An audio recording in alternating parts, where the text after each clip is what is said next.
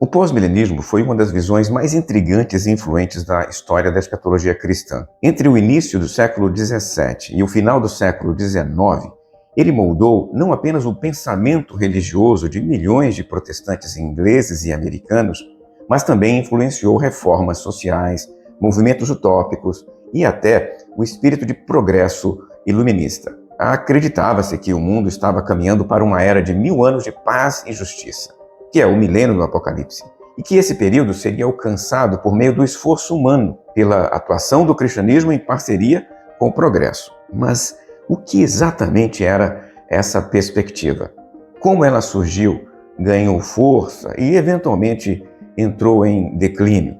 Hoje eu convido você a refletir comigo sobre a mais otimista das visões sobre o fim do mundo da teologia cristã.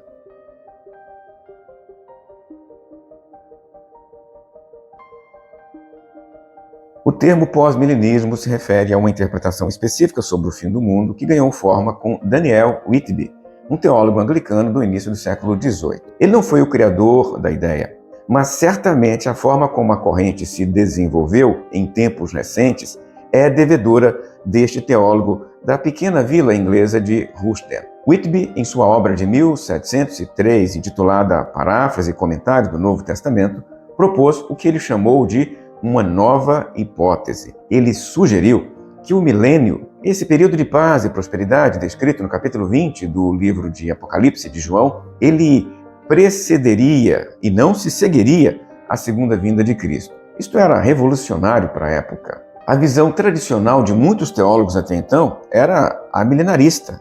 Cristo voltaria para acabar com o mundo, não para fazer algo dentro dele. Concorrente desta perspectiva estava o pré-milenismo antigo, que esperava que Cristo viria para inaugurar o período milenar de paz e felicidade dentro da história. Whitby, entretanto, esperava por este período de felicidade histórica, mas acreditava que ele seria instaurado gradualmente através da disseminação do cristianismo, do avanço moral e da reforma das instituições humanas.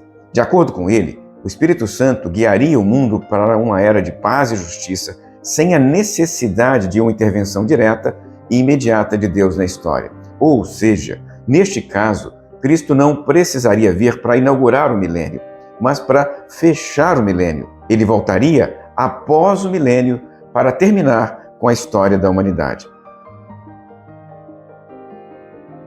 Esta ideia estava profundamente conectada com o otimismo iluminista que dominava a Europa naquele período histórico. Pense comigo no que estava acontecendo ali. O iluminismo estava em pleno vigor e cientistas como Isaac Newton estavam redefinindo a nossa visão do universo. A confiança no progresso humano era imensa. Daniel Whitby, mesmo sendo um clérigo, incorporou esse espírito otimista ao aplicar essa lógica ao entendimento das Escrituras. Ele acreditava que, assim como a ciência e a razão estavam transformando o mundo físico, o cristianismo poderia transformar também a sociedade. Após a sua formulação inicial, o pós-milenismo começou a ganhar popularidade, inicialmente entre os protestantes ingleses. Logo em seguida, nos Estados Unidos, ele apareceu. Isto aconteceu porque ele dialogava diretamente com a mentalidade puritana dos colonos da Nova Inglaterra. Os primeiros puritanos interpretavam sua missão no Novo Mundo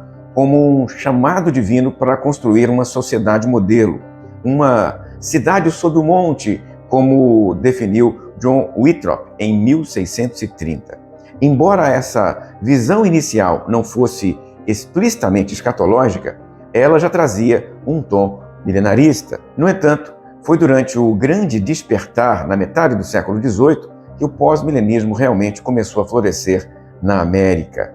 Os avivamentos religiosos, liderados por figuras como Jonathan Edwards, reacenderam um fervor espiritual que se conectava profundamente com a ideia de que o cristianismo poderia transformar não apenas indivíduos, mas também a sociedade como um todo. Jonathan Edwards, por exemplo, chegou a sugerir que os avivamentos eram o prenúncio de uma era milenar. Mas o impacto do pós-milenismo não se limitou ao campo religioso. Movimentos reformistas, como a abolição da escravidão e iniciativas missionárias globais também foram impulsionados por essa visão otimista. Para os pós-milenistas, cada ato de reforma social era um passo na direção do reino de Deus na Terra. No entanto, o pós-milenismo encontrou seus desafios e, eventualmente, entrou em declínio. O primeiro golpe veio com a Guerra Civil Americana, que foi de 1861 até 1865. Esta guerra brutal, que dividiu os Estados Unidos e resultou em centenas de milhares de mortes, abalou profundamente a crença no progresso moral e espiritual da humanidade. Como sustentar a ideia de que o mundo estava caminhando para uma era de paz e justiça, enquanto a sociedade enfrentava tamanha destruição e sofrimento? Além disso, a industrialização e a urbanização aceleradas trouxeram novos problemas sociais, como a pobreza, a desigualdade, a exploração e a alienação. Estas questões começaram a minar a confiança de que a humanidade poderia resolver suas próprias mazelas sem uma intervenção divina direta. Com isso, a visão pré-milenista, que era muito mais pessimista, começou a ganhar espaço. Os pré-milenistas acreditavam que Cristo voltaria antes do milênio para salvar um mundo corrompido e caótico, marcando o fim dos tempos. Esse pessimismo parecia fazer mais sentido em um mundo cada vez mais cheio de crises e conflitos. O pós-milenismo moldou profundamente a história do cristianismo recente, influenciou movimentos sociais e até mesmo dialogou com filosofias seculares. Por exemplo, o filósofo iluminista Condorcet, em sua obra histórica Visão do Progresso da Mente Humana, propôs a ideia de que a história era marcada por um progresso constante e inevitável, uma visão surpreendentemente semelhante ao otimismo pós-milenista.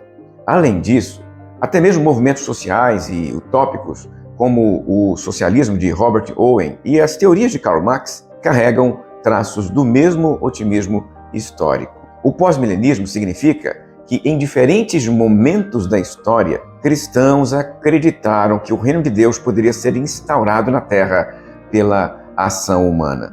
E essa visão, mesmo que tenha perdido força, ainda nos desafia a pensar: será que é possível acreditar no progresso humano dentro da história? E qual é o papel do cristianismo no mundo dentro deste progresso? Se você gostou desse vídeo, deixe o seu like, se inscreva em nosso canal e compartilhe com alguém que tenha o mesmo interesse. E me diga aí nos comentários se você acha que ainda é possível ter esta visão pós-milenista dentro dos tempos presentes. Eu gostaria muito de saber a sua opinião. Até a próxima, se Deus quiser.